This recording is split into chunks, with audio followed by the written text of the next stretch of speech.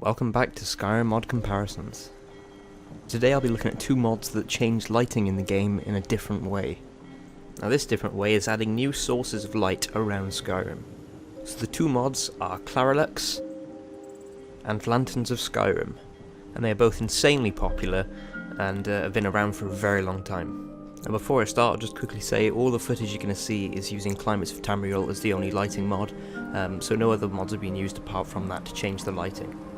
So what Claralux basically does is add hundreds of lights, street posts, torches, hanging lanterns and all kinds of things all around Skyrim, just to add to the experience. And to be fair, it does it pretty effectively. It's extremely useful if you're using a mod like Climates of Tamriel to darken the nights. It just makes it easier to travel and a lot more lore friendly, as you would imagine there'd be lots of lights nearby and around the area. Just to make it even more lore friendly, there are Claralux engineers that go around and build up the light posts, because you know, they didn't just appear there themselves.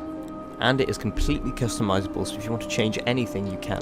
But before you just jump off this video and install the mod, there's something very important you need to know. There are two versions that you can download on the file page, and the only one you should download is version 2. Do not under any circumstances download the version 4a. Version 4 is unstable and has lots of dirty edits, so you don't want to use that because it will break your save over time.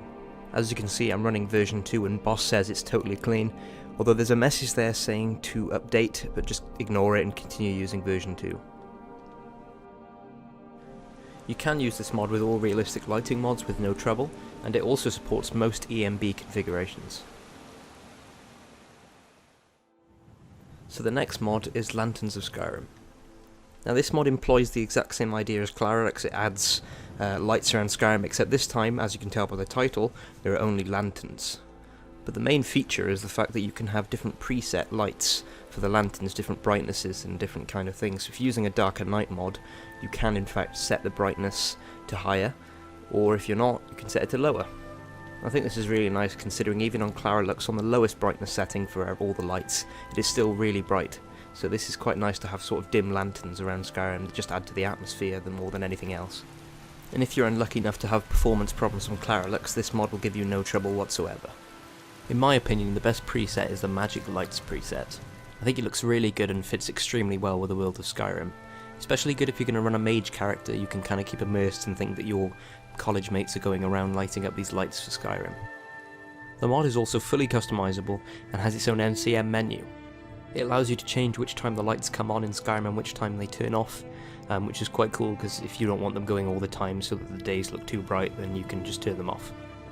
So now on to the conclusion. So my favourite mod of the two is Claralux. And the main reason for this is because I love a bit of variety in my game.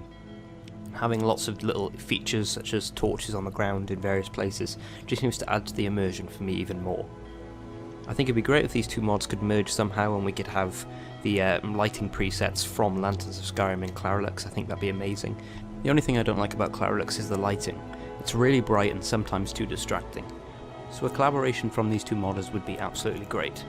Although that would be quite hard considering the author of the Claralux has stopped working on it.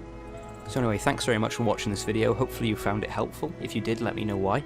And if you have any suggestions, send me a message on YouTube, but always check the Nexus page to make sure that the thing you thought of hasn't already been thought of by someone else. So anyway, thanks for watching, and I hope to see you in another episode of Skyrim Mod Comparisons.